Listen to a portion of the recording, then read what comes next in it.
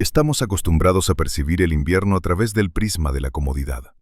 Para el ser humano moderno, es un tiempo de festividades navideñas, bebidas calientes en cafés acogedores y hermosas nevadas tras un doble acristalamiento. Incluso si estamos congelándonos en la calle, siempre tenemos la certeza de que hay un lugar cálido cerca. Este conocimiento cambia fundamentalmente nuestra percepción de la realidad. Pero si eliminamos del cálculo la calefacción central, los aislantes sintéticos y los supermercados, el invierno instantáneamente arrojará su máscara romántica. Ante nosotros no se presentará una temporada de festividades, sino una temporada de muerte. A principios del siglo XIV, Europa se enfrentó a un fenómeno que los climatólogos más tarde denominarían el pequeño período glacial. Las temperaturas medias anuales comenzaron a caer. Los veranos se volvían cortos y lluviosos, mientras que los inviernos se convertían en una prueba interminable de resistencia. Para un campesino de aquella época, la llegada del frío significaba entrar en una zona de combate, donde el enemigo es invisible, silencioso y nunca duerme. Este enemigo no asalta las murallas con gritos, simplemente espera a que cometas un error. El frío es un proceso físico que a menudo entendemos de manera incorrecta. Desde el punto de vista de la física, el frío no existe, solo hay ausencia de calor. Pero desde el punto de vista de la biología, el frío es un agresor activo. El ser humano, por su naturaleza, es un animal tropical. Hemos evolucionado para existir en calor, y nuestros cuerpos funcionan en un rango de temperatura muy estrecho. Dentro de nosotros debe mantenerse una temperatura de alrededor de 37 grados. Esta es nuestra estufa, nuestro reactor que sostiene la vida. En el invierno del año 1310, el entorno hacía todo lo posible para apagar este reactor. Imagina una aldea medieval en enero. Lo primero que llama la atención, más bien a los oídos, es el silencio. Un silencio profundo, acolchado, antinatural. La nieve absorbe los sonidos, pero no se trata solo de la acústica. La vida se detiene. No hay el chirrido de los carros, porque los caminos están cubiertos. No hay gritos entre vecinos, porque nadie gasta energía extra en conversaciones vacías al viento. Los pájaros o se han ido o han muerto. En este silencio solo se escucha el aullido del viento y el crujido de los árboles, helados hasta el corazón. El invierno en la Edad Media es un tiempo en el que el espacio se contrae. En verano, tu mundo es enorme. Se extiende hasta los campos, hasta la feria vecina, hasta el bosque. En invierno, tu mundo se reduce al tamaño de una habitación, donde arde el fuego. Todo lo que está más allá del círculo de luz del fuego se convierte en territorio hostil. Salir al exterior es un riesgo. Cualquier actividad requiere calorías, y las calorías en invierno son la moneda más sólida, más valiosa que el oro y la plata. La amenaza de la hipotermia, o el enfriamiento, era un telón de fondo constante en la vida. A menudo pensamos que congelarse hasta la muerte solo puede ocurrir en un frío extremo, en alguna parte de un montón de nieve. Este es un peligroso error. Las crónicas históricas y la medicina moderna dicen lo mismo.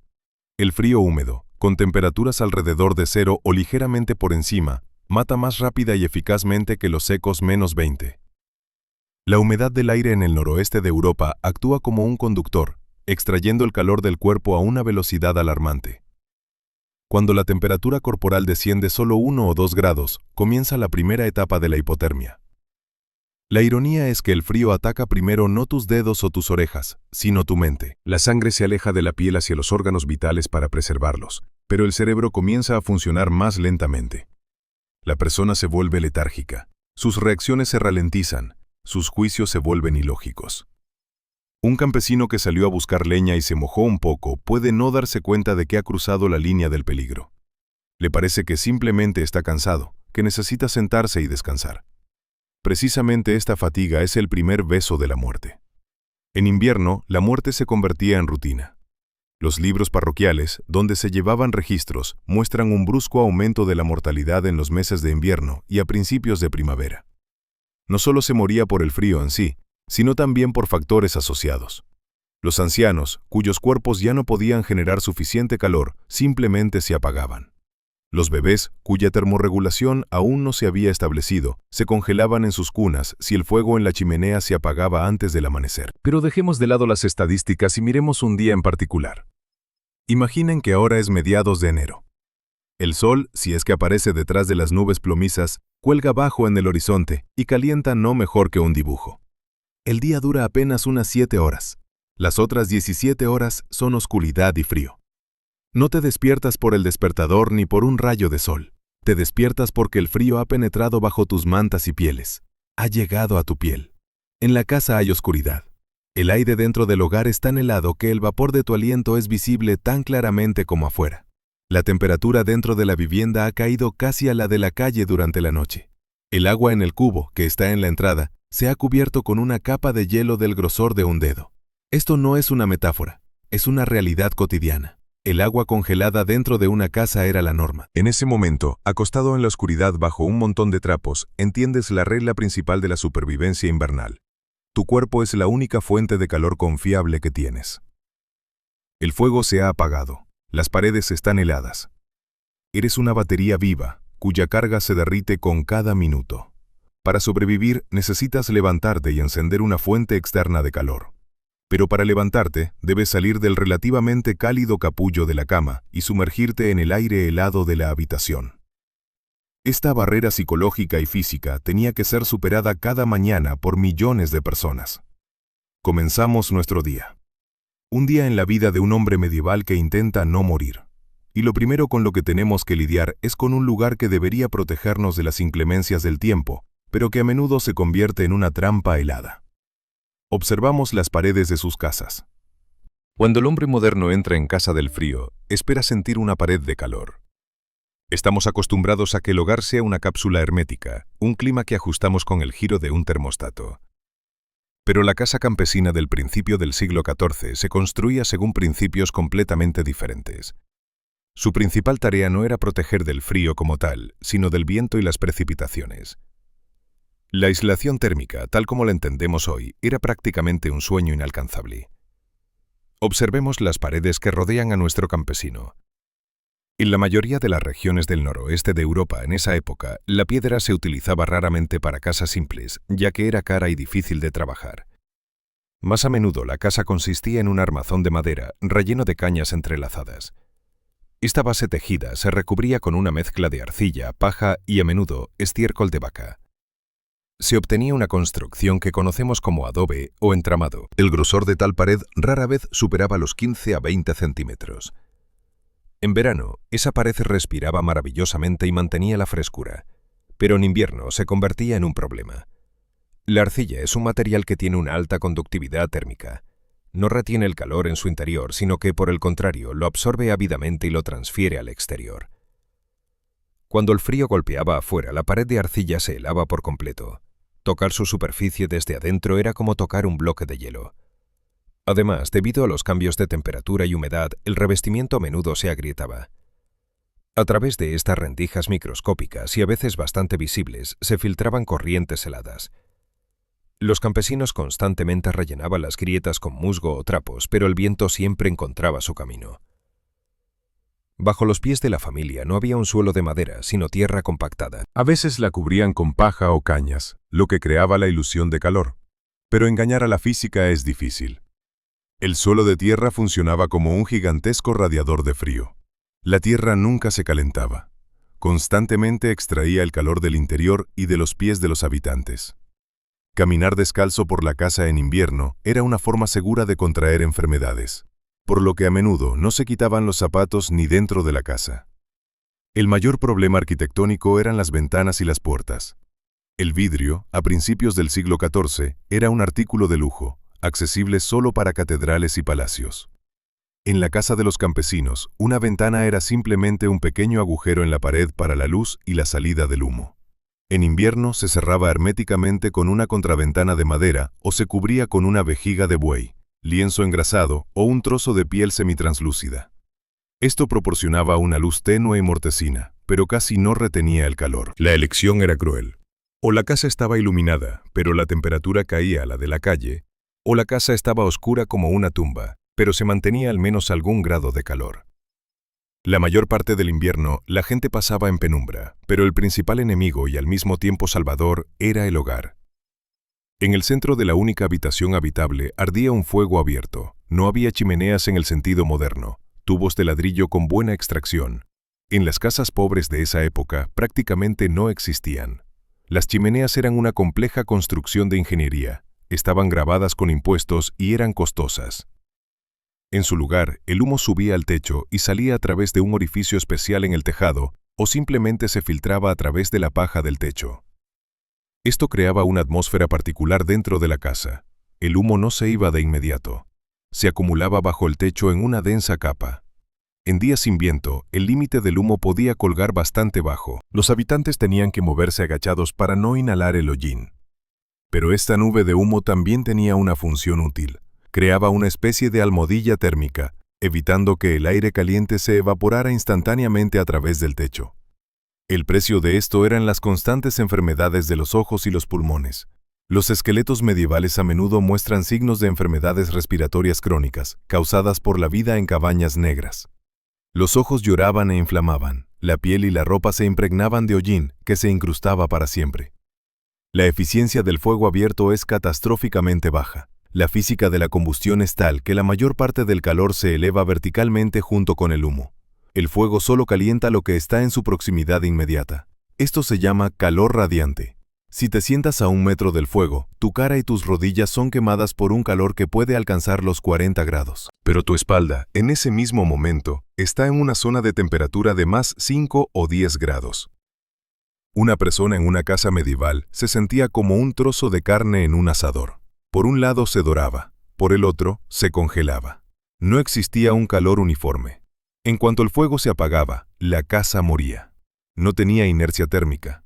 Las paredes no habían acumulado calor para liberarlo durante la noche. Por el contrario, las esquinas heladas durante el día comenzaban a avanzar hacia el centro de la habitación. Por la mañana, la diferencia de temperatura entre el interior y el exterior podía ser de solo un par de grados.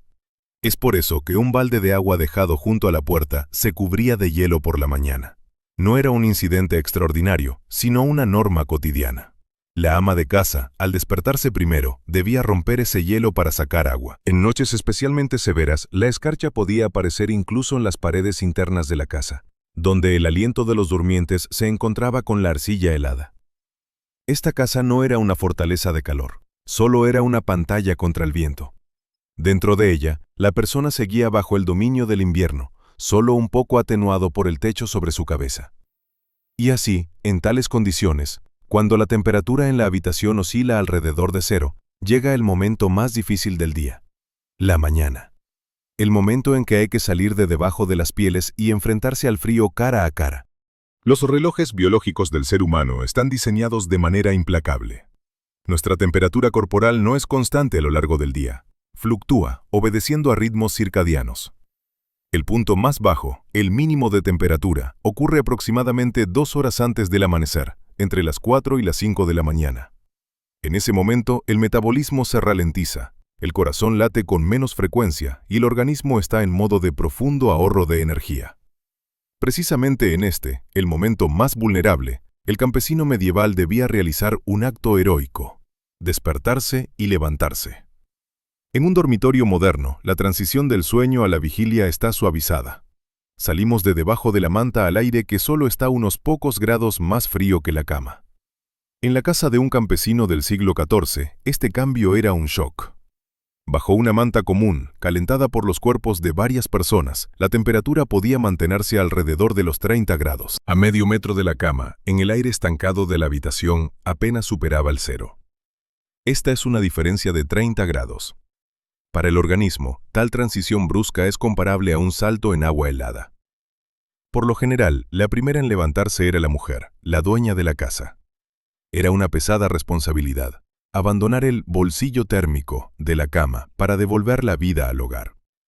Tan pronto como apartaba las pieles o la áspera manta de lana, el aire helado golpeaba su piel. La reacción del cuerpo es instantánea.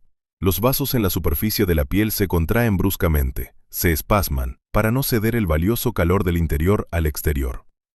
La sangre se retira de las manos y los pies hacia el centro del cuerpo. Los dedos se entumecen y se vuelven torpes. Esto creaba un enorme problema técnico. Para calentarse era necesario hacer fuego, pero para hacer fuego se requieren movimientos precisos y finos de los dedos, que ya habían perdido sensibilidad. No existían fósforos. La dueña de la casa disponía de un pedernal, un trozo de acero de alto carbono y sílex. Era necesario golpear el hierro contra la piedra de tal manera que se produjera una chispa y, lo más importante, atrapar esa chispa en el yesca. Un trozo de trapo seco, hervido en hongo de yesca o en salitre. Intenta hacer esto con los dedos helados, rígidos, en completa oscuridad, a ciegas, temblando de frío. Si por la noche no se lograba mantener las brasas humeantes en el hogar, enterrándolas en ceniza, el proceso de encender el fuego podía llevar media hora. Media hora en la que la persona se encontraba en una habitación helada, vestida solo con una camisa de dormir, perdiendo rápidamente calorías. El temblor no es solo una sensación desagradable, es un mecanismo de defensa. Cuando la temperatura del núcleo del cuerpo cae, el cerebro da la orden a los músculos de contraerse de manera descontrolada. El trabajo de los músculos genera calor. Pero este es un proceso increíblemente costoso en términos de energía. Una persona temblando quema reservas de glucosa a una velocidad enorme. Es decir, antes de haber comenzado a trabajar, antes de haber desayunado, la persona ya estaba gastando un suministro estratégico de energía solo para encender el fuego.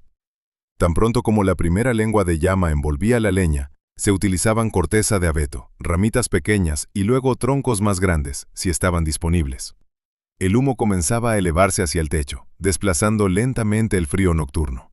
Solo cuando el fuego cobraba fuerza, comenzaban a levantarse los demás miembros de la familia. La mañana de un campesino medieval no comenzaba con café ni con una ducha caliente que activara la circulación. Comenzaba con deshidratación y una aguda falta de energía. En invierno, el aire es seco, incluso si está húmedo afuera. En una casa helada, la humedad de la respiración se depositaba en forma de escarcha en las paredes, y el propio cuerpo perdía mucha agua durante la noche. La sensación de sed por la mañana era intensa, pero beber agua helada de un balde era peligroso. Eso significaba un enfriamiento adicional desde adentro. Era necesario esperar a que el agua se calentara en la olla sobre el fuego. El desayuno tampoco era instantáneo. En la época anterior a la comida rápida y los productos semiacabados, la comida requería tiempo. Normalmente, por la mañana se terminaba lo que había quedado de la noche anterior, gachas frías o sopa. Calentarlas llevaba tiempo. A menudo, la gente simplemente comía un trozo de pan, si es que había. Pero el pan en invierno también cambiaba sus propiedades. Si estaba lejos del calor, se convertía en piedra. Había que remojarlo o morderlo, gastando esfuerzo. Este momento, la primera hora después de despertar, marcaba el tono de todo el día. El organismo estaba en estado de estrés. El nivel de cortisol se disparaba. El corazón tenía que bombear sangre espesa, por el frío y la deshidratación, a través de vasos espasmódicos.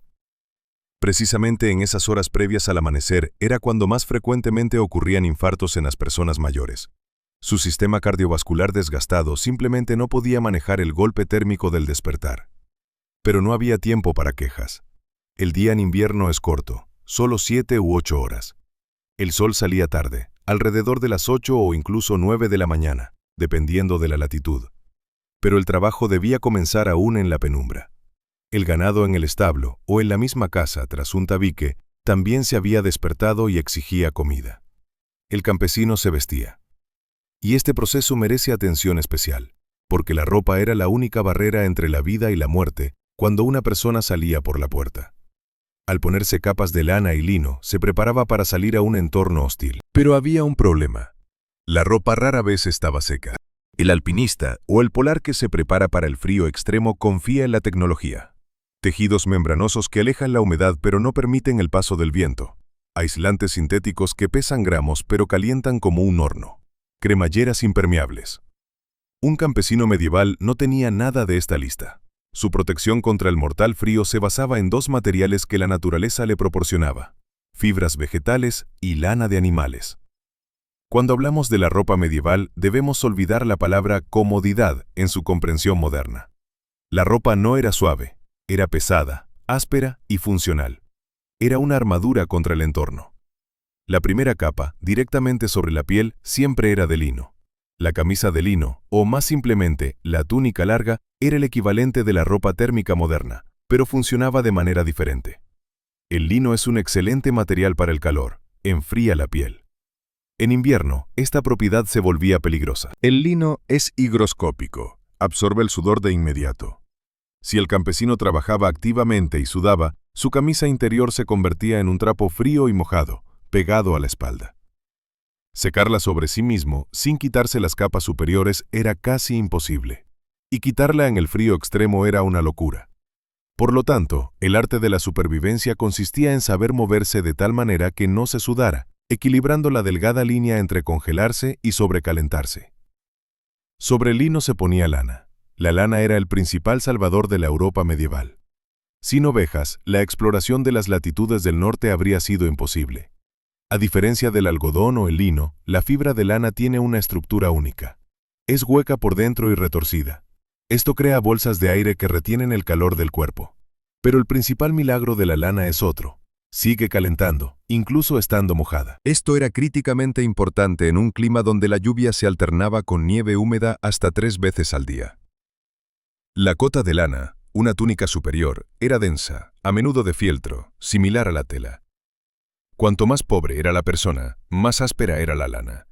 La tela barata conservaba lanolina, una grasa animal natural que repelía el agua. Esa ropa olía a oveja, era grasosa al tacto, pero precisamente esta grasa protegía de mojarse bajo una lluvia ligera mejor que cualquier tratamiento. Sin embargo, la lana tenía un grave inconveniente: el viento.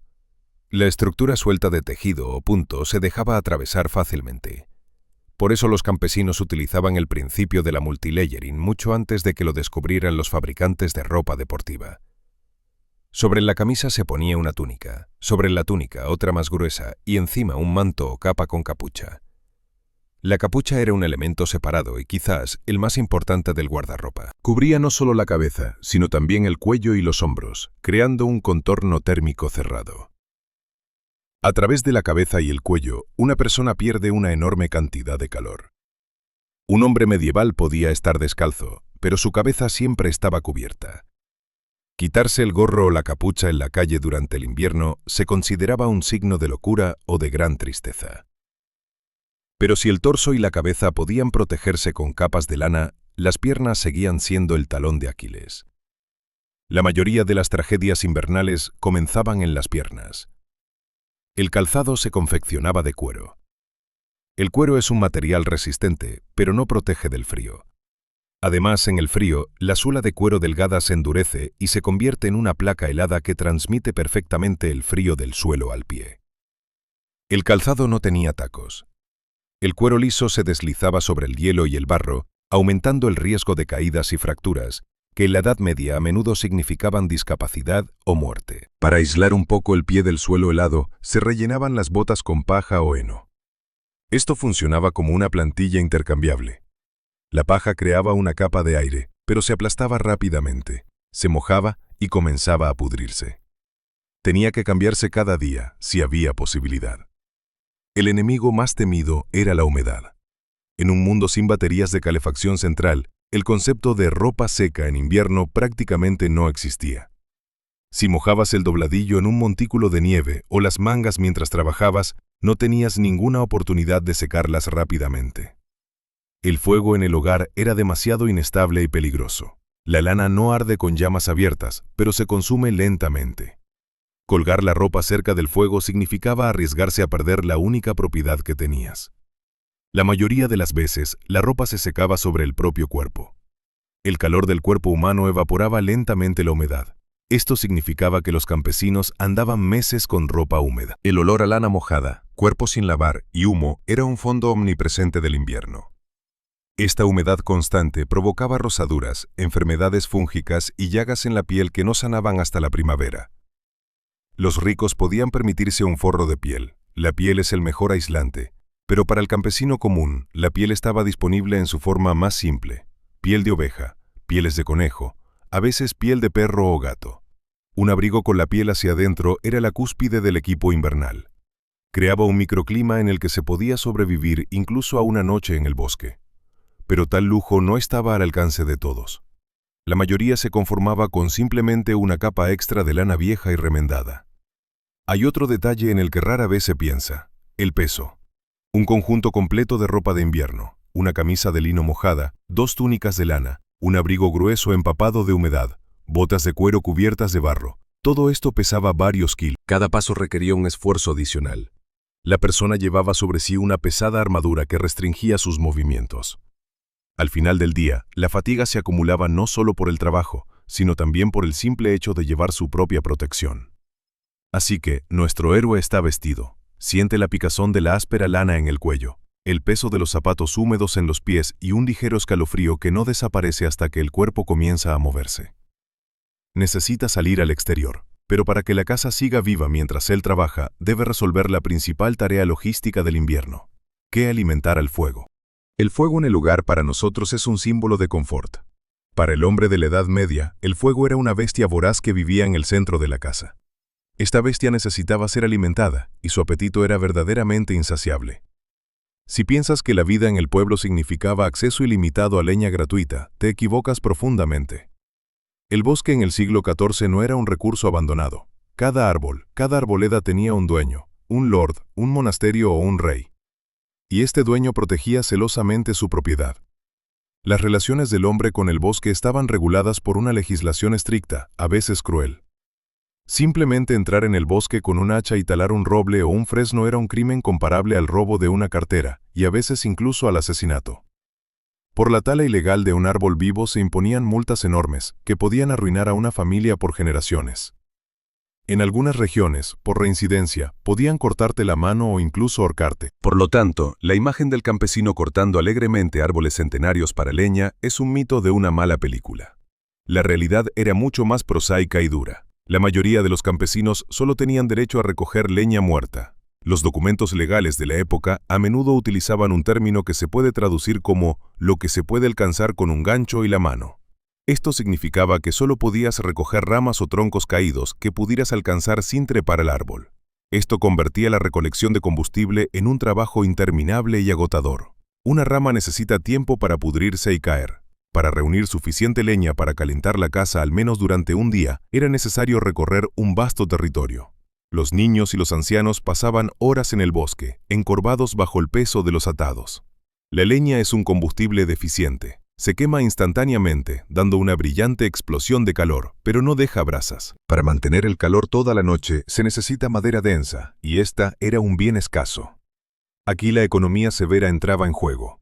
Un buen tronco era la moneda. Se cuidaba para las noches más frías. Para que la madera diera calor y no solo humo, debía secarse un mínimo de 1 año, y mejor 2. La madera recién cortada y húmeda contiene hasta un 50% de agua. Echar un tronco así al fuego significa gastar la energía del fuego en evaporar agua, en lugar de calentar la casa. La casa se llenaba de un vapor acre y de crepitaciones, pero la temperatura no subía. Sin embargo, los pobres rara vez tenían la oportunidad de almacenar leña durante años en cobertizos secos. A menudo se calentaban con lo que encontraban el día anterior, y eso era una lucha dolorosa contra la humedad. En regiones donde había pocos bosques, o donde los señores eran especialmente feroces, la gente recurría a fuentes alternativas de energía. En primer lugar estaba el turba. Si la aldea estaba cerca de un pantano, el verano se convertía en la temporada de recolección de ladrillos de turba. Los cortaban, los secaban al sol durante meses y los apilaban. La turba arde lentamente, proporciona un calor uniforme y humeante, pero tiene una particularidad: el olor. El humo acre y ácido de la turba impregnaba todo: la ropa, el cabello, la comida. Se podía reconocer a una persona que usaba turba por el olor a distancia. Pero el combustible más común entre los pobres, un verdadero salvavidas para millones, era el estiércol. Kiciak.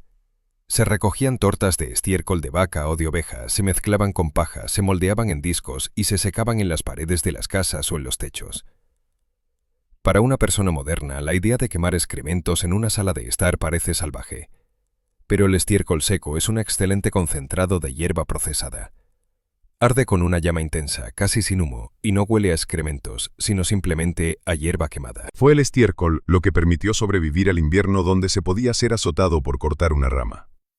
El arte de manejar el fuego era una habilidad vital. No se podía simplemente encender el fuego y olvidarse de él. Si la llama se avivaba demasiado, quemabas el suministro de combustible de una semana en 1 hora. Si era demasiado débil, te congelabas.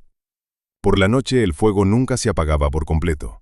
Encenderlo por la mañana era demasiado largo y costoso. Se cubría. Las brasas se apilaban y se cubrían con una gruesa capa de ceniza. La ceniza bloqueaba el acceso al oxígeno, pero mantenía el calor en su interior. Las brasas humeaban, pero no se consumían. Por la mañana, solo era necesario avivar esa pila y añadir leña. De hecho, de aquí proviene el término francés «couvrir le feu», que más tarde se convirtió en la palabra que conocemos como toque de queda. La señal de la campana por la noche significaba que era hora de cubrir las brasas e irse a dormir para no quemar la aldea por descuido. Cada grado extra de calor en la casa tenía su precio, expresado en horas de trabajo en el frío. El campesino siempre se enfrentaba a la elección: gastar las calorías de su cuerpo en buscar leña para calentar la casa, o ahorrar fuerzas, pero quedarse sentado en el frío. Este equilibrio se reducía a un débito y un crédito. Y en esta ecuación había otra variable, la más importante. Para que el cuerpo pudiera trabajar y generar calor, había que arrojar comida al horno del organismo. Y la comida en invierno era un problema aún mayor que la leña. Ya hemos establecido que la casa medieval es una protección agujereada contra el viento, y la ropa es un compresor húmedo. En tales condiciones, la última línea de defensa se convertía en la fisiología. El cuerpo humano es un horno biológico. Para mantener una temperatura de 37 grados en el interior, cuando afuera hay 0, este horno debe quemar combustible, mucho combustible. Los cálculos modernos muestran que un leñador o un campesino que trabaja en el frío todo el día gasta entre 4 y 5.000 kilocalorías al día. Esto es el doble de lo que gasta un trabajador de oficina. Si gastas tanta energía y recibes menos, tu fuego interno comienza a apagarse. El cuerpo entra en modo de ahorro. Las extremidades se enfrían más rápido, la inmunidad disminuye y cualquier resfriado se vuelve mortal. La dieta invernal del campesino no era solo comida, era una carga de carbón en la hoguera. Pero, ¿qué había exactamente en el plato en enero? El verano y el otoño, con su abundancia, ya habían pasado. A mediados del invierno, la dieta se volvía monótona, dura y escasa. El principio fundamental de la cocina invernal era la conservación. Todo lo que podía estropearse había sido o bien comido, o bien sacrificado, o bien salado. La base de la supervivencia era el pan. Pero olvídate de los suaves panes blancos. El pan invernal del campesino se horneaba con una mezcla de centeno, cebada, avena y harina de guisante. El trigo era un producto caro para la venta o el pago de impuestos. Este pan era oscuro, pesado y denso. A mediados del invierno, la harina a menudo comenzaba a amargar o a enmohecerse, pero no se podía tirar. Lo peor sucedía si el verano era lluvioso. Entonces, el centeno desarrollaba ergot, un hongo venenoso. Consumir pan contaminado causaba el fuego de San Antonio, una enfermedad terrible que conducía a la gangrena de las extremidades y a la locura. En el invierno del año 1315, este riesgo era una realidad para muchos. El segundo pilar de la dieta era la sopa.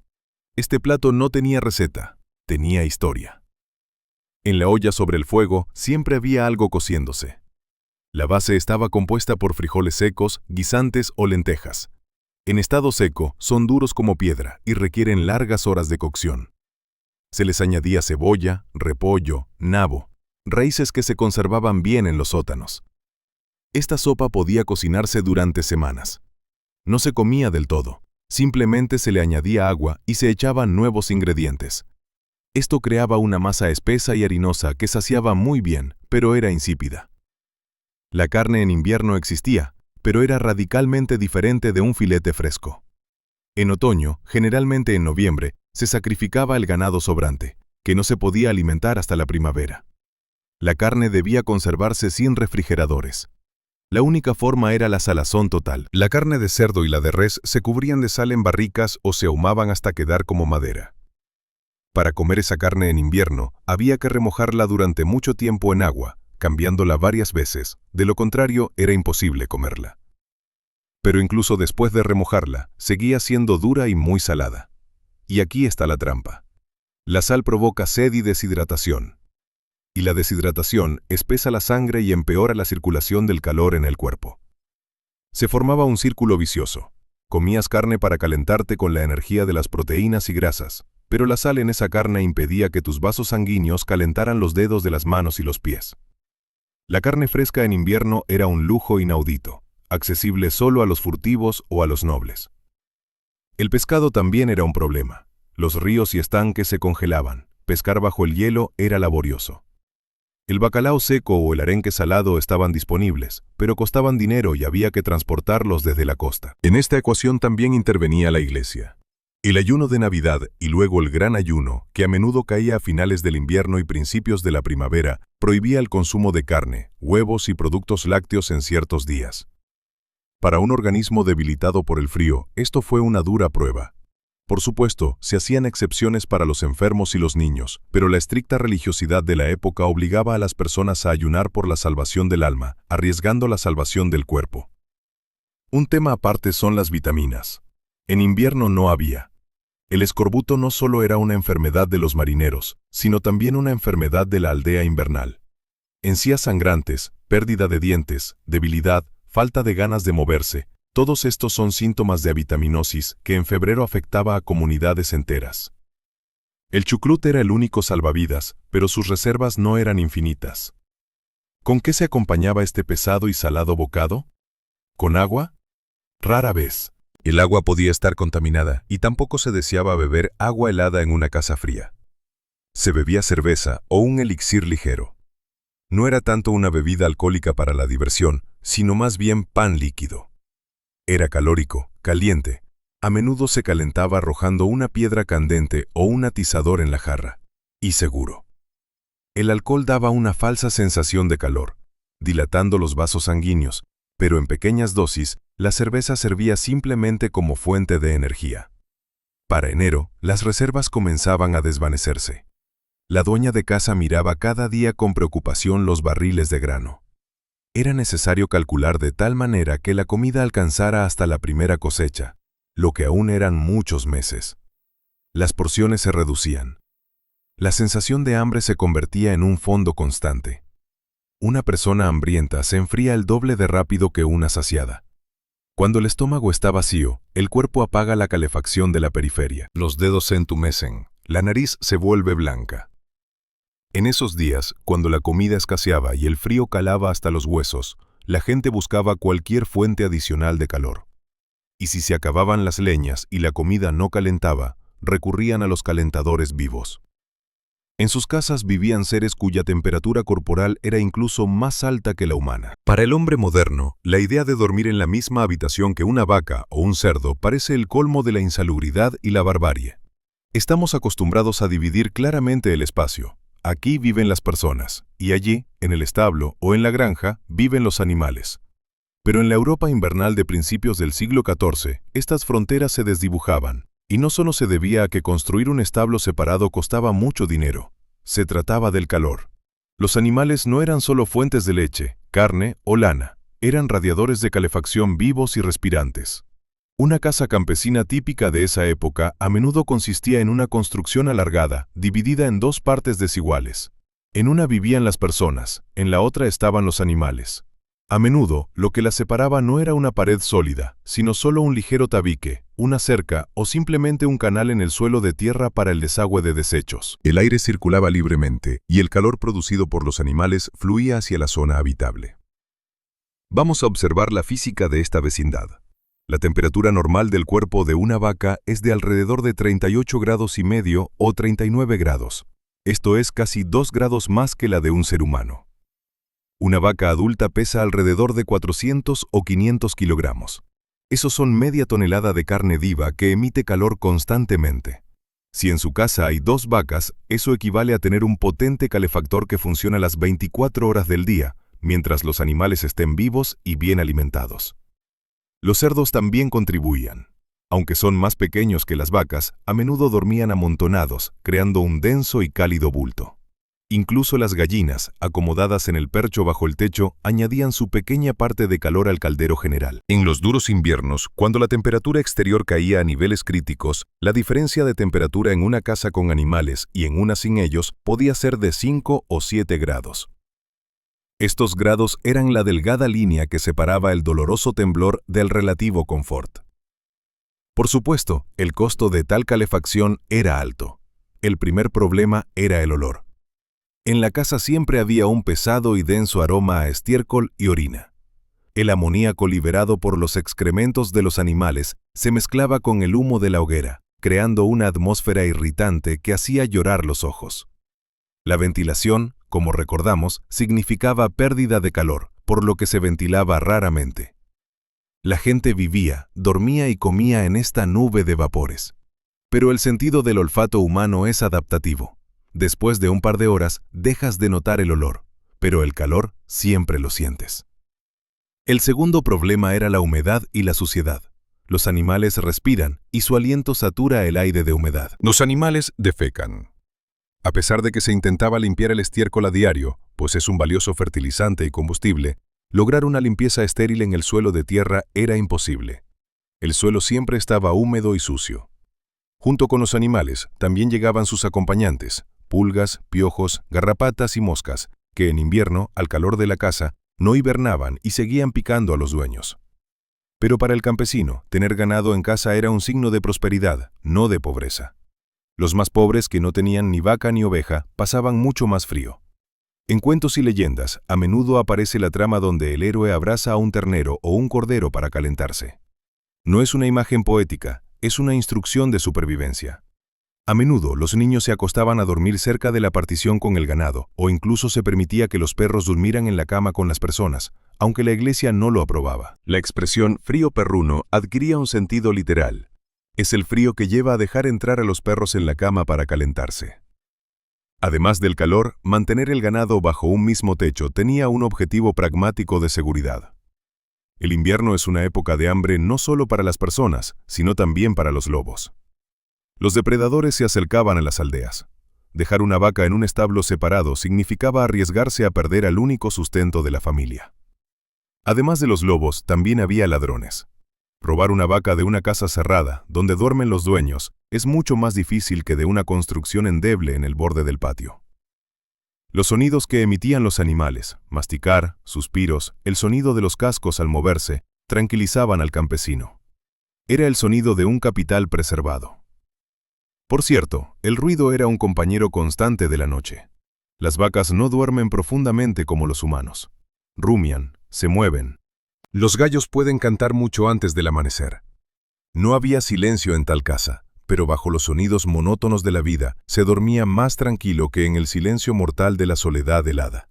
El campesino comprendía una verdad simple. Su vida dependía de la vida del animal. Si la vaca moría, la familia se quedaría sin leche, calor y, en última instancia, sin esperanza. Por eso cuidaban de la batería viva mejor que de sí mismos. A menudo, el último trozo de pan se daba no al niño, sino a la vaca preñada, porque la vaca alimentará al niño en primavera, pero el pan no. Sin embargo, esta batería requería una recarga constante. Los animales no pueden vivir en un lugar vacío. Necesitan ser alimentados y hidratados. Y esto nos lleva al siguiente círculo del infierno invernal. Para mantener el calor en la casa, era necesario salir de ella. Era necesario realizar un trabajo físico duro en el frío, tratando al mismo tiempo de no romper la regla principal de la termorregulación. Al salir de la casa, sofocante y empapada del olor a estiércol y humo, el campesino recibía el primer golpe. El aire helado quemaba los pulmones, pero no se podía quedar parado y acostumbrarse. El invierno no es tiempo de hibernación para el pueblo. Por el contrario, es el momento de la logística más dura. Para sobrevivir en una posición estática durante la noche, durante el día había que realizar un sinfín de movimientos. Y aquí la persona se encontraba, quizás, con la trampa más traicionera de la fisiología invernal. La regla principal del trabajo en el frío era, nunca sudes. En el mundo moderno, el gimnasio nos ha acostumbrado a pensar que el sudor es un signo de un buen entrenamiento. En la Edad Media, sudar en invierno era un presagio de desgracia. El mecanismo de termorregulación del ser humano es simple. Cuando el cuerpo tiene calor, libera humedad para enfriar la piel al evaporarse. En verano, esto protege del golpe de calor. En invierno, bajo 3 capas de lana y lino, este mecanismo se convierte en un asesino. Si el campesino comenzaba a cortar leña o a acarrear agua con demasiada energía, su camisa de lino se empapaba. La humedad no podía evaporarse rápidamente a través de la densa ropa exterior. Permanecía en la piel. Tan pronto como el trabajo se detenía, aunque fuera por un minuto, o una ráfaga de viento rompía la protección, la camisa mojada se enfriaba al instante. El agua conduce el calor 25 veces mejor que el aire. La tela húmeda comenzaba a absorber el calor del cuerpo a una velocidad catastrófica. La persona se encontraba envuelta en un compresa helada que era imposible de quitar. Por eso, las personas experimentadas trabajaban en un ritmo especial y pausado. Lentamente, de manera monótona, sin movimientos bruscos, equilibrando en una delgada línea. Había que moverse lo suficientemente rápido para calentarse, pero lo suficientemente lento para mantenerse seco. La tarea más pesada era el agua. Ya hemos mencionado que la vaca es una batería. Pero esta batería funciona con agua. A una vaca adulta, incluso si no da leche en invierno, le hacen falta alrededor de 20 o 30 litros de agua al día. Si tienes 2 vacas, un cerdo y un caballo, necesitas transportar más de 100 litros de agua. Los pozos a menudo se congelaban. Los ríos y arroyos se cubrían de hielo. Cada mañana comenzaba con la necesidad de abrir un agujero en el hielo. El hielo podía tener un grosor de hasta el codo. Trabajar con un pico, un pesado garrote, hacía que el corazón latiera más rápido. La sangre subía a la cara, creando la ilusión de calor. Pero los trozos de hielo y las salpicaduras volaban sobre la ropa y el calzado, congelándose instantáneamente en una costra. Luego había que llevar el agua. Los cubos eran de madera, pesados por sí mismos. Llevar 2 cubos llenos por un sendero helado, con calzado de cuero resbaladizo y sin tacos, era un riesgo constante. Una caída podía significar agua derramada y la necesidad de empezar todo de nuevo. Una pierna rota, o lo que era peor, empaparse hasta los huesos. Mojarse al aire libre con temperaturas bajo cero, lejos del hogar, es casi una sentencia de muerte. Además del agua, había una lucha constante por la leña. Si no se había conseguido combustible en verano, había que ir al bosque a través de la profunda nieve. Caminar con la nieve hasta las rodillas es una de las cargas más agotadoras que se conocen. El pulso se eleva a 150 latidos, la respiración se descontrola. El aire frío y seco seca la tráquea y los bronquios, abriendo las puertas a las infecciones. La tos era un sonido de fondo constante en cualquier trabajo. Las manos eran las que más sufrían. Los mitones, si es que había, se cosían de piel de oveja o se tejían con lana gruesa como una sola aguja. A menudo tenían solo un dedo, o 2, para el pulgar y el índice. Hacer trabajos delicados con ellos era imposible. Para arreglar el arnés, atar una vara o deshacer un nudo, había que quitarse los mitones. La piel desnuda, al contacto con el metal helado de la herramienta o la madera congelada, perdía la sensibilidad en minutos. Aparece una sensación engañosa de que los dedos se han vuelto grandes y ajenos. Cuando el campesino, tras terminar su trabajo, se volvía a poner el guante, comenzaba la dolorosa etapa de descongelación. La sangre regresaba a los capilares contraídos, provocando un dolor agudo y ardiente, que en Inglaterra se llamaba dolor ardiente. Muchos lloraban por este dolor, aunque se consideraban hombres duros. Con el tiempo, las puntas de los dedos se oscurecían por micronecrosis, compañeros constantes del trabajo invernal. Descansar durante el trabajo era imposible. Sentarse sobre un tronco o una piedra significaba ceder el calor a la tierra. La tierra en enero es un drenaje infinito de energía. No se podía permanecer quieto tampoco. Los pies en botas de cuero comenzaban a entumecerse al instante. La única forma de descansar era entrar en la casa o en el establo, pero los constantes cambios de temperatura, del frío al calor y viceversa, desgastaban los vasos sanguíneos y el corazón. El día se acababa rápidamente. Ya hacia las 4 de la tarde el crepúsculo se espesaba. Trabajar en la oscuridad era peligroso. Uno podía cortarse con un hacha o caerse. La gente regresaba a sus casas. El cuerpo zumbaba de cansancio, los músculos estaban llenos de ácido láctico, pero era pronto para relajarse. Dentro de la casa esperaba otro peligro, del que rara vez pensamos al ver películas históricas. Cuando las personas viven en la estrechez durante meses, sin quitarse la ropa, en condiciones donde el agua es escasa, aparecen los enemigos más pequeños pero más insistentes del ser humano. La cultura moderna nos ha acostumbrado a pensar que la limpieza es la clave de la salud. La ducha diaria, el jabón, los desodorantes son la base de la vida civilizada. Pero si trasladamos estos hábitos a un invierno medieval, se convierten en el camino más corto hacia la tumba. En enero de 1310, la suciedad no era solo una molestia, era una forma de protección. Intenta imaginar el proceso de lavarse en esas condiciones. No existían baños. Para lavarse por completo, había que traer agua, calentarla en una enorme caldera, gastando valiosas leñas y llenar una tina de madera. Esto era un evento accesible solo antes de grandes festividades, como la Navidad, y ni siquiera para todos. Lavarse con agua fría en una casa donde la temperatura apenas supera el 0 es una garantía de hipotermia. Por eso, en invierno, la gente prácticamente no se lavaba. Y desde un punto de vista biológico, tenía sentido. Una capa de sebo, mezclada con hollín de la chimenea y polvo, cubría el cuerpo con una densa película. Esta barrera natural protegía la piel del viento y la sequedad mucho mejor que las cremas modernas. Si se lavaba esta capa con agua caliente y lejía, que era lo que se hacía con las cenizas para crear una especie de jabón, la piel se secaba instantáneamente, se agrietaba y se convertía en una puerta abierta para las infecciones. Pero esta moneda tenía un lado opuesto. La falta de higiene y el uso constante de ropa de múltiples capas creaban un paraíso ideal para los parásitos.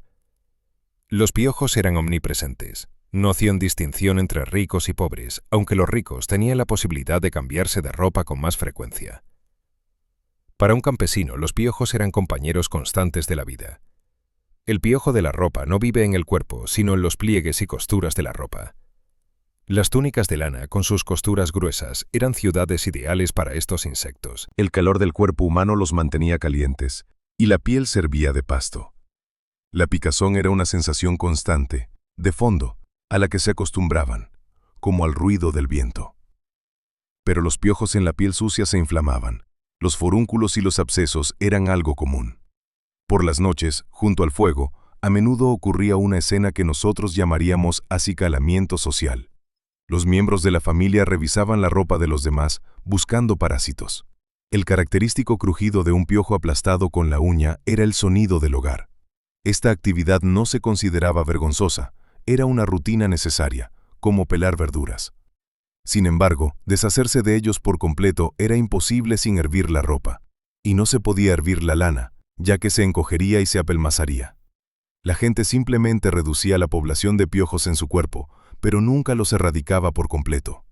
Los piojos no eran solo una molestia, eran transportadores de la muerte. El tifus exantemático y la fiebre de las trincheras, enfermedades transmitidas por los piojos, diezmaban a la población tan eficazmente como el hambre.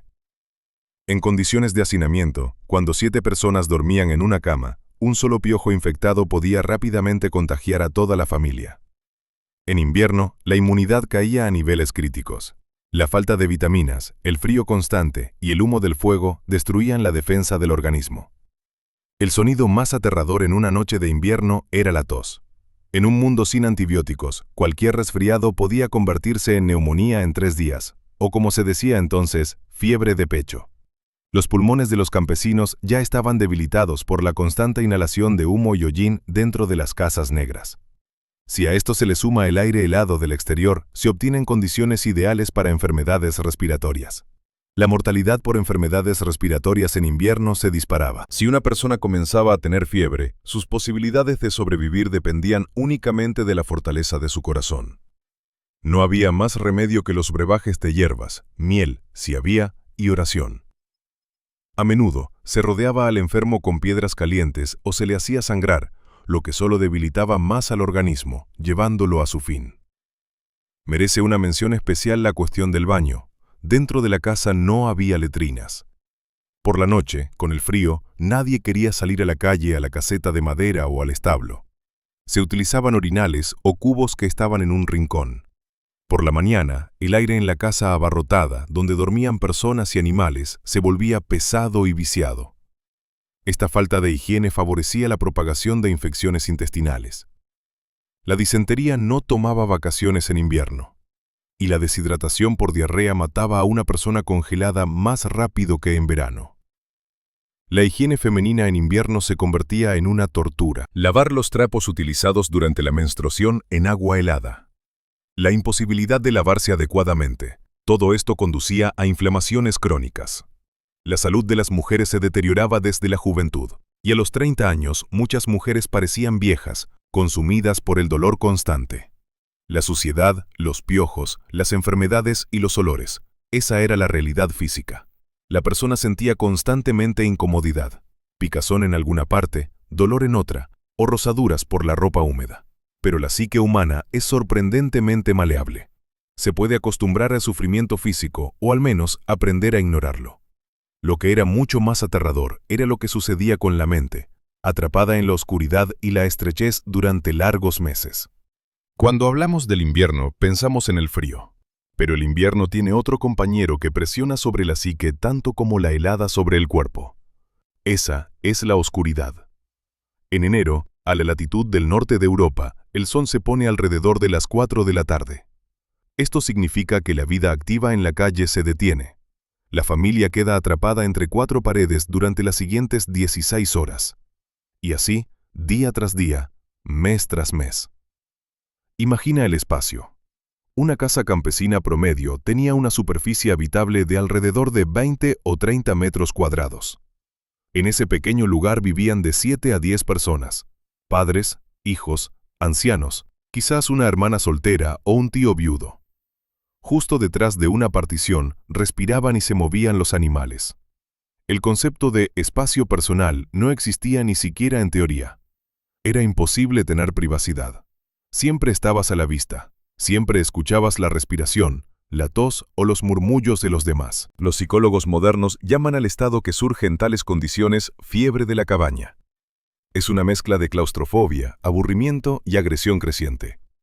En un espacio cerrado, saturado de olores de cuerpo sin lavar y humo, cualquier pequeño conflicto podía estallar como ramitas secas. Un guiso derramado, una palabra incómoda, una mirada torcida. Todo esto se convertía en motivo para explosiones de ira. Los archivos judiciales de la época que han llegado hasta nosotros atestiguan que el invierno era una temporada de violencia doméstica. Las peleas entre familiares y vecinos ocurrían con más frecuencia precisamente en la época oscura del año. ¿Cómo iluminaban esta oscuridad? Las velas de cera de abeja eran un placer caro, accesible a la iglesia y a los feudos. Los campesinos utilizaban velas de sebo, una mecha empapada en grasa animal. Ardían débilmente, producían hollín y emitían un olor nauseabundo a grasa quemada. Pero incluso éstas las cuidaban. Con mayor frecuencia, la única fuente de luz era el hogar o la leña. Una delgada astilla impregnada de resina o grasa, sujeta en el candil. La luz de la leña era débil, temblorosa, incierta. Solo iluminaba los rostros de quienes estaban sentados cerca y las manos ocupadas en el trabajo. Las esquinas de la casa se sumían en la oscuridad. En esta penumbra nacían monstruos. El cerebro humano soporta mal la privación sensorial, la falta de estímulos visuales. Al mirar en la oscuridad, comienza a reconstruir imágenes. Las sombras en las paredes se transformaban en demonios, duendes o fantasmas de antepasados fallecidos. El hombre medieval era profundamente supersticioso y el invierno alimentaba estos miedos. Se creía que era precisamente en las largas noches de invierno cuando la frontera entre el mundo de los vivos y el mundo de los muertos se volvía más delgada. El aullido del viento en la chimenea se percibía como las voces de almas malditas. El crujir de las vigas, como los pasos de fuerzas malignas. El miedo era un sentimiento real, físicamente palpable, que unía a la familia alrededor del fuego. Para no volverse locos de miedo y aburrimiento, las personas conversaban. La tradición oral no era solo un entretenimiento, era una terapia grupal. Contar historias, cuentos, leyendas estructuraba el tiempo. Los ancianos transmitían experiencias, asustaban a los niños con cuentos de terror, para que no fueran al bosque ni al pozo. Recordaban genealogías. La voz del narrador ahogaba el silencio y el aullido del viento, creando una ilusión de control sobre la realidad. Pero estar ocioso era un pecado y un lujo. Incluso en la oscuridad, las manos debían trabajar. Las mujeres hilaban lana o lino. Esto se podía hacer casi a ciegas, confiando en la memoria muscular. El zumbido monótono del huso y los movimientos rítmicos de los dedos inducían un extraño trance, ayudando a sobrellevar la interminable noche. Los hombres tejían cestas, reparaban arneses, tallaban cucharas. El trabajo salvaba de la locura. Sin embargo, no todos se salvaban con el trabajo. El trastorno afectivo estacional o depresión invernal era un fenómeno masivo, aunque no tenía nombre. La falta de luz solar conducía a una deficiencia de vitamina D y a una caída en los niveles de serotonina. Las personas se volvían apáticas, desanimadas, sumidas en la melancolía. La Iglesia llamaba a este estado asedia, desánimo, y lo consideraba un pecado mortal. A la persona que pasaba todo el día acostada, mirando la pared y sin ganas de vivir, se le consideraba poseída por demonios o simplemente perezosa, aunque en realidad era una dura reacción de la psique a la oscuridad y el agotamiento. En esta caja sofocante y oscura, el tiempo transcurría de manera diferente. No había relojes. El tiempo se medía por la quema de una mecha o la cantidad de hilo hilado.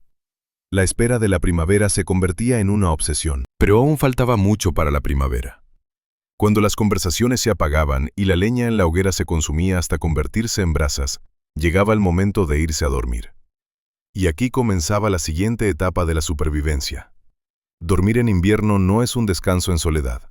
Es un trabajo colectivo para conservar el calor, donde la intimidad y la vergüenza retroceden ante la necesidad de no congelarse. Cuando las últimas brasas en la hoguera se cubrieron de ceniza, la casa se sumía no solo en la oscuridad, sino también en el frío que avanzaba rápidamente.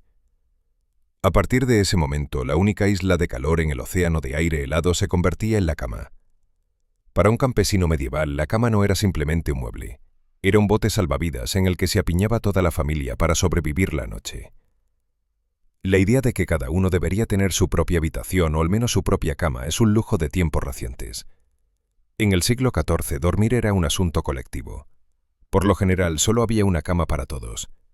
Era un amplio armazón de madera sobre el que se colocaba un colchón, un enorme saco de tela gruesa relleno de paja, heno o, si se tenía suerte, plumas de ave. La paja, por cierto, no era eterna. Se aplastaba, se deshacía en polvo y comenzaba a pudrirse por la humedad del cuerpo. Era necesario cambiarla, pero en invierno no había dónde conseguir paja fresca, así que se dormía sobre lo que había. Una masa polvorienta y compacta en la que hervía su propia vida. Los ratones a menudo hacían nidos justo dentro de los colchones, ya que allí estaba cálido. Despertarse porque un ratón corría sobre uno era algo habitual. Acostar a los niños era como una compleja operación logística.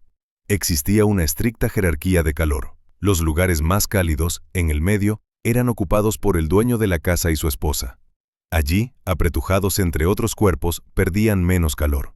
En los bordes se acomodaban los niños y los ancianos. Esto era arriesgado, ya que el borde de la cama limitaba con el aire helado de la habitación, pero no había otra opción. A menudo, a los bebés no se les colocaba en el borde, sino entre los padres o incluso se les colgaba en una cuna sobre la hoguera que se enfriaba, para atrapar las últimas olas de calor de las piedras. Dormían amontonados, acurrucados unos contra otros. No había nada vergonzoso o indecoroso en ello. Era pura física. Un cuerpo con una potencia de 100 vatios de calor se enfría rápidamente. 5 cuerpos crean un poderoso núcleo térmico. Si se permitía a un viajero o invitado pasar la noche en casa, también se le colocaba en la cama común. Negar a un huésped un lugar bajo la manta en invierno se consideraba un intento de asesinato. ¿Con qué estaban vestidos los que dormían? Aquí los historiadores y las fuentes discrepan, pero la lógica sugiere que dormir con ropa de lana sucia y gruesa era incómodo y poco higiénico. La mayoría de las veces se quitaban la ropa de abrigo y se cubrían con ella por encima, creando una capa adicional sobre la manta. Dormían ya sea desnudos o con camisas de lino. La transferencia de calor entre los cuerpos ocurre mejor sin gruesas capas de tela. Sin embargo, había un detalle que nunca se quitaban. Era el gorro de dormir o cofia. Ya hemos mencionado que a través de la cabeza se pierde una gran cantidad de calor. Dormir con la cabeza descubierta a una temperatura de 3 grados en la habitación significa despertarse con migraña o no despertarse en absoluto. Un gorro de tela o lana, atado bajo la barbilla, era un elemento obligatorio del atuendo nocturno para hombres, mujeres y niños. Para calentar la cama antes de dormir se utilizaban calentadores. No eran bolsas de goma con agua, sino grandes piedras de río o ladrillos. Se calentaban en el hogar, se envolvían en trapos y se colocaban a los pies. Esa piedra mantenía el calor durante varias horas, protegiendo los pies de la congelación. Pero por la mañana se enfriaba y se convertía en un bloque de hielo que había que empujar fuera de la cama. El sueño del hombre medieval se diferenciaba del nuestro no solo por las condiciones, sino también por la estructura. Estamos acostumbrados a dormir 8 horas seguidas. En la Edad Media, antes de la aparición de la iluminación artificial, el sueño a menudo era bifásico. La gente se acostaba temprano, justo después del atardecer, dormía alrededor de 4 horas y luego, en medio de la noche, se despertaba. Este periodo de vigilia nocturna duraba 1 o 2 horas. ¿Qué hacían las personas en la oscuridad helada? Oraban, revisaban el ganado, ajustaban las brasas en el hogar para que no se apagara por completo. Era un tiempo para conversaciones suaves, para reflexiones y para la intimidad conyugal, ya que era el único momento de relativa privacidad, mientras los niños y los ancianos dormían o cabeceaban. Luego llegaba el segundo sueño, que duraba hasta el amanecer.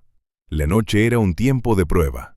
Justo antes del amanecer, cuando el primer sueño terminaba y las piedras en los pies se enfriaban, El frío comenzaba a filtrarse bajo las mantas. La temperatura en la casa caía a su mínimo. Las personas mayores y enfermas a menudo morían en esas horas previas al amanecer. Sus corazones se detenían en el sueño, incapaces de soportar la carga de mantener la temperatura corporal. Para aquellos que sobrevivían, llegaba un nuevo día, y a veces sucedía que el frío vencía de manera definitiva. Si la leña se había agotado, si la comida se había terminado, si la enfermedad había debilitado las fuerzas, el organismo comenzaba a rendirse.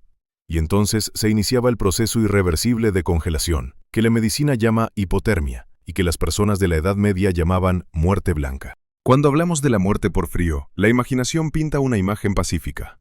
Una persona simplemente se queda dormida en un montón de nieve. En la literatura y el folclore, esto a menudo se describe como una muerte ligera, casi aterciopelada. Pero la fisiología dice lo contrario. La muerte por hipotermia es una guerra cruel y gradual del organismo por la supervivencia, una guerra en la que el cuerpo sacrifica partes para salvar el todo, hasta que finalmente pierde. Para un hombre del siglo XIV, que no conocía los términos hipotermia o metabolismo, este proceso parecía magia maligna. La persona de repente se volvía loca, comenzaba a actuar de manera extraña y se apagaba ante los ojos. Vamos a desglosar este proceso desde la perspectiva de la medicina moderna, superpuesta a las realidades medievales.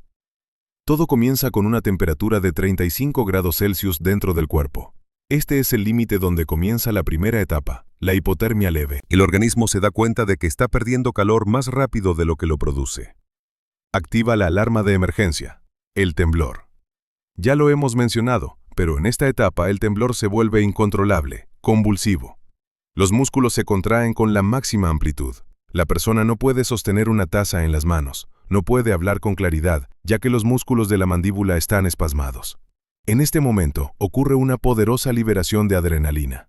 El corazón late con fuerza, la respiración se acelera, los vasos sanguíneos en la superficie del cuerpo se contraen al máximo. El organismo declara un bloqueo total de la periferia. La sangre se aleja de las manos, los pies y la piel hacia el centro, hacia el corazón, los pulmones y el cerebro. Las manos se vuelven heladas y blancas, pierden sensibilidad. Un campesino que intenta abrochar un botón o deshacer un nudo se da cuenta con horror de que sus dedos ya no le obedecen. Esto se llama pérdida de la motricidad fina. En condiciones de la naturaleza salvaje o en un hogar frío, esto a menudo se convierte en el primer paso hacia la muerte. Una persona simplemente no puede encender un fuego, incluso teniendo un yesquero a mano. Si no se logra calentarse, la temperatura del núcleo cae a 32 grados. Se inicia la segunda etapa, la hipotermia moderada. Y aquí ocurre lo más aterrador. El temblor se detiene.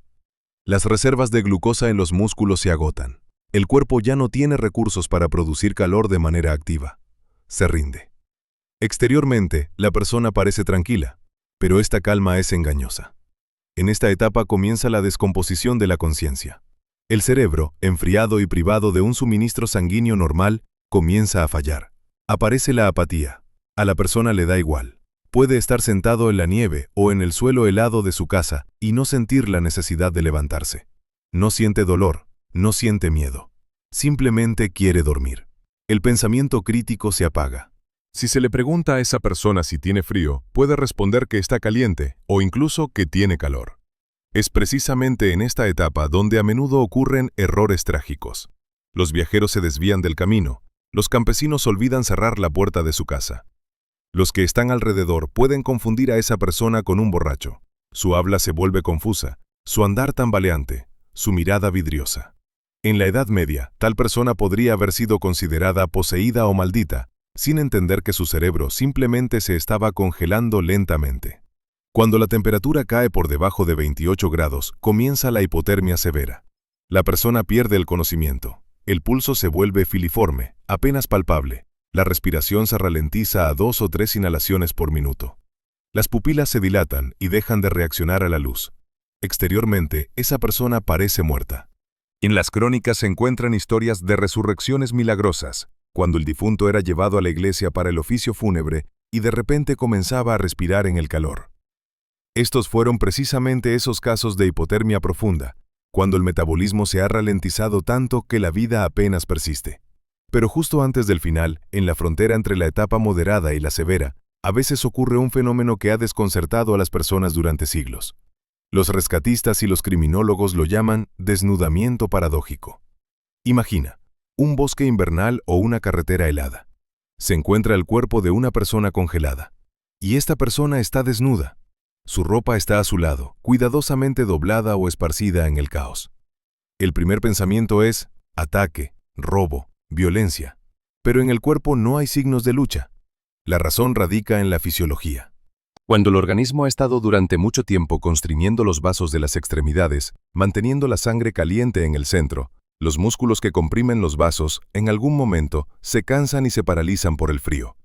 Se relajan, y entonces toda la sangre caliente, que el organismo ha guardado tan celosamente en su interior, fluye con fuerza hacia la piel, hacia las manos y los pies. La persona que está muriendo de hipotermia, de repente, siente un calor insoportable, abrasador. Le parece que está ardiendo en una hoguera. Esta es una potente alucinación térmica. El cerebro, nublado y moribundo, da la orden. Tengo calor, necesito desvestirme. Y la persona cuyos dedos ya casi no pueden doblarse, encuentra en sí las últimas fuerzas para arrancarse la ropa. Este es el acorde final. El calor, arrojado a la superficie, se evapora instantáneamente en el aire helado. La temperatura del núcleo del cuerpo cae en picado. La muerte ocurre casi de inmediato después de esto. Hay también un segundo fenómeno relacionado con instintos primitivos. Se llama enterramiento terminal.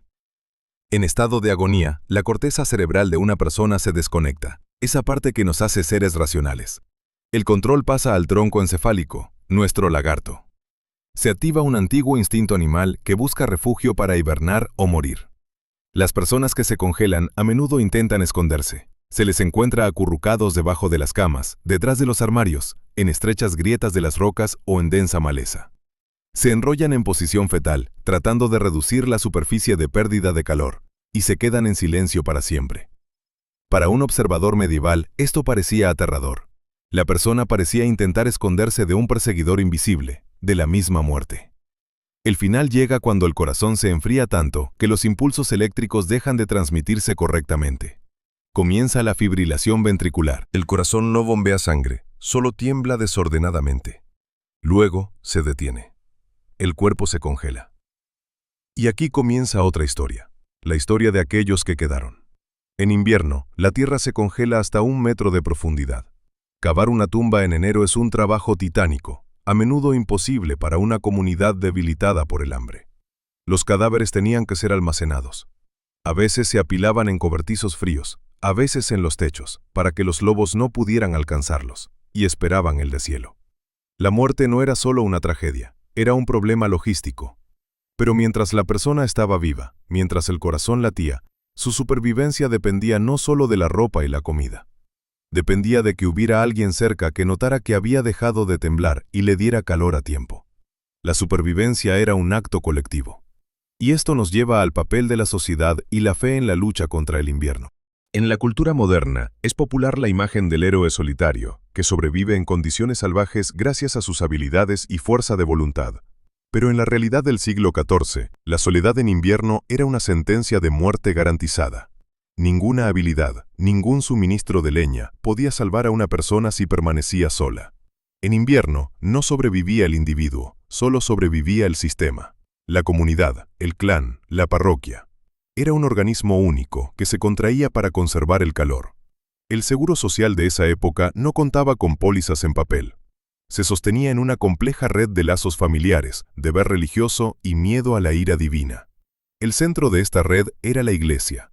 Estamos acostumbrados a ver la iglesia medieval como un instituto que extraía recursos, el diezmo. Pero en invierno, la iglesia se convertía en un instituto de distribución. La parroquia no era solo una unidad administrativa, era una estación de salvamento. El sacerdote era la única persona en el pueblo que debía conocer a todos de vista y saber la situación en cada cabaña. Sus responsabilidades incluían no solo oficiar los funerales, sino también asegurarse de que los pobres dignos no murieran de hambre. El concepto de pobres dignos es clave para entender la caridad medieval. Eran viudas locales, huérfanos, discapacitados y ancianos que no tenían parientes. Se les ayudaba entre todos. Se consideraba que ayudar a estas personas era el camino directo hacia la salvación del alma del donante. Los campesinos ricos y los señores locales donaban comida y ropa no por pura bondad, sino por un cálculo espiritual pragmático. Compraban un lugar en el cielo. En invierno, este intercambio de calorías por oraciones funcionaba a plena capacidad. Sin embargo, ay de aquel que caía en la categoría de indignos. Los vagabundos, forasteros, trabajadores temporales sin raíces eran percibidos como una amenaza. En invierno el pueblo se cerraba. Una boca de más era peligrosa. El extraño podía no ser admitido ni siquiera en el granero para pasar la noche, y su cuerpo helado se encontraba por la mañana en las afueras. La crueldad de la comunidad hacia los forasteros era el reverso de la compasión hacia los suyos. El mecanismo más importante de supervivencia eran las festividades invernales. Para nosotros, la Navidad y los días de fiesta son momentos de regalos y descanso. Para un campesino medieval, era un gigantesco programa de ayuda alimentaria legalizado. Los 12 días de Navidad, desde finales de diciembre hasta la Epifanía, eran un tiempo en el que la jerarquía feudal funcionaba al revés. La comida fluía de arriba hacia abajo. El señor de la mansión, por costumbre, estaba obligado a organizar banquetes para sus vasallos y campesinos. No era un gesto de buena voluntad, era una obligación establecida en las costumbres. En esos días, las puertas de la casa del señor o del castillo se abrían. Los campesinos tenían acceso a carne, pan y cerveza, que no podían permitirse en días normales. Estos banquetes desempeñaban el papel de una poderosa inyección calórica a mediados del invierno. La gente comía para el futuro. Las grasas y proteínas obtenidas en el banquete del señor ayudaban a sobrevivir los meses más duros, enero y febrero. Si el señor era tacaño y cancelaba el banquete, esto podía provocar un motín. Los campesinos lo percibían como una violación del contrato social. Nosotros trabajamos para ti en verano, tú nos alimentas en invierno. Además, existía un sistema de parentesco espiritual. Los padrinos no eran solo personas que estaban al lado en la pila bautismal. En la Edad Media, era una verdadera familia alternativa. Si los padres biológicos morían de enfermedad o frío, lo que ocurría con frecuencia, la obligación moral y legal de cuidar a los huérfanos recaía en los padrinos. Esto creaba conexiones horizontales adicionales en la aldea. Cada niño era un poco común. Pero la ayuda no siempre llegaba en forma de comida. A veces llegaba en forma de calor. Existía la práctica de hospitalidad. Los ancianos solitarios podían ser acogidos durante el invierno por vecinos o familiares más acomodados. No por un gran amor, sino por economía. Era más sencillo calentar una casa y cocinar un solo caldero de sopa para 10 personas que mantener el fuego en 2 casas diferentes.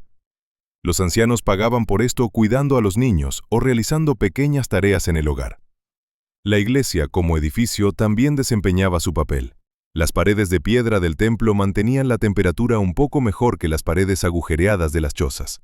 En algunas iglesias se permitía que los indigentes o aquellos que se quedaban sin leña pasaran la noche. El santuario ofrecía refugio físico. El derecho de asilo no solo se aplicaba a los criminales, sino también a los que se estaban congelando. Sin embargo, este sistema tenía sus límites. Si el hambre se volvía total, como durante la gran hambruna a principios del siglo XIV, los lazos sociales comenzaban a romperse. Las crónicas de esos años describen con horror cómo las madres abandonaban a sus hijos y los hijos adultos echaban a los ancianos al frío para conservar la comida para sí mismos. Esto se consideraba una caída del ser humano al abismo, el fin del mundo. Mientras la comunidad se mantenía unida, mientras la gente compartía calor y pan, la vida continuaba. En cuanto cada uno comenzaba a sobrevivir por su cuenta, la aldea moría por completo. Otro aspecto de la seguridad era el tribunal. El tribunal local se reunía incluso en invierno. Sorprendentemente, en los registros judiciales encontramos anotaciones sobre cómo la comunidad regulaba las deudas en invierno. Si alguien se quedaba sin grano, el tribunal podía obligar a un vecino que tuviera excedentes a prestar o a aplazar el pago de la deuda hasta la cosecha. Era una redistribución forzada de recursos para evitar la muerte del contribuyente. Después de todo, un campesino muerto no generaría ingresos para el señor. Así, el invierno era una prueba de resistencia no solo para el sistema inmunológico, sino también para la humanidad. La gente se acercaba entre sí, creando un denso ovillo social. Las disputas y el odio se dejaban de lado, porque expulsar al enemigo al frío significaba matarlo. Y eso era demasiado, incluso para los duros modales de aquella época. Y así, gracias a la ayuda mutua, a los suministros y a una resistencia increíble, la mayoría sobrevivió a los meses más oscuros. El sol comenzaba a elevarse más alto. Los días se hacían más largos. La nieve comenzaba a derretirse. Parecía que lo peor ya había pasado. Pero la paradoja de la supervivencia medieval es que la llegada de la primavera a menudo traía consigo aún más muertes que el mismo invierno. En nuestra conciencia, la primavera es un símbolo de esperanza, renacimiento y la victoria de la vida sobre la muerte. Los poetas celebran el canto de los pájaros, los arroyos y las primeras flores. Pero para el campesino medieval, la llegada de la primavera, especialmente en los meses de marzo y abril, significaba entrar en la zona más peligrosa del año.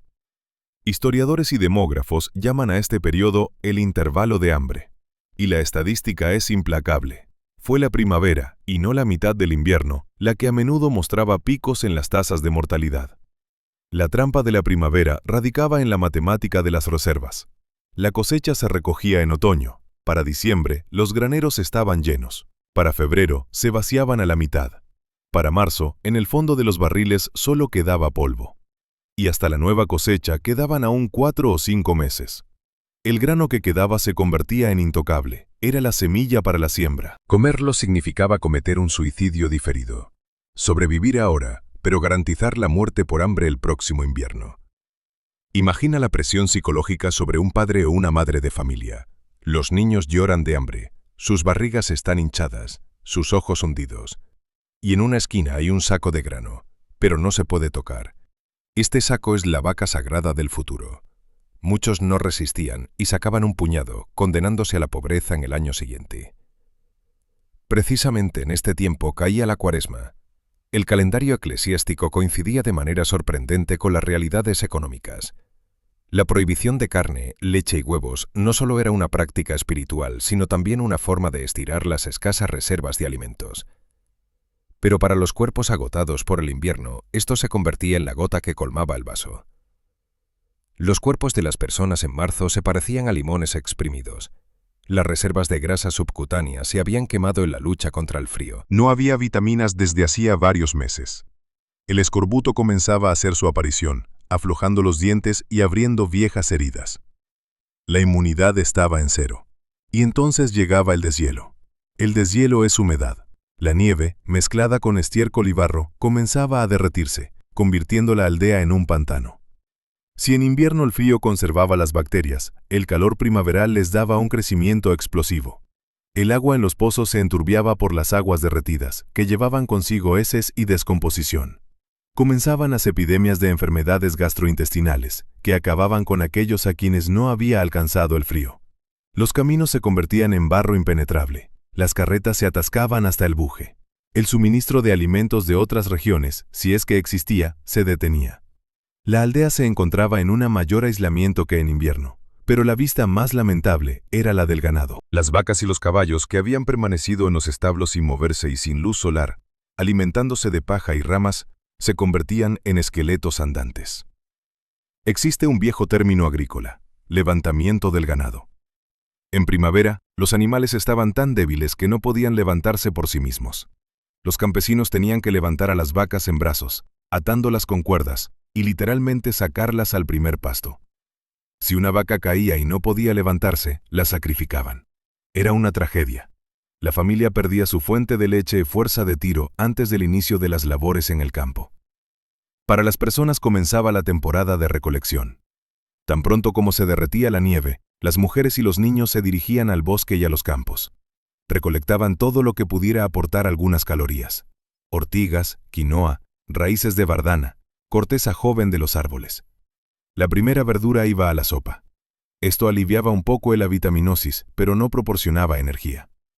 Se podía llenar el estómago con hierba para ahogar el dolor, pero trabajar en el campo con hierba era imposible. Y la labranza requería esfuerzos colosales. Los hombres salían al campo tambaleándose.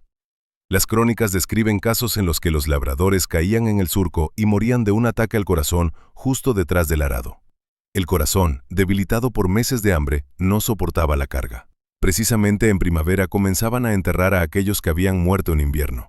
La tierra se descongelaba y la pala finalmente podía entrar en el suelo.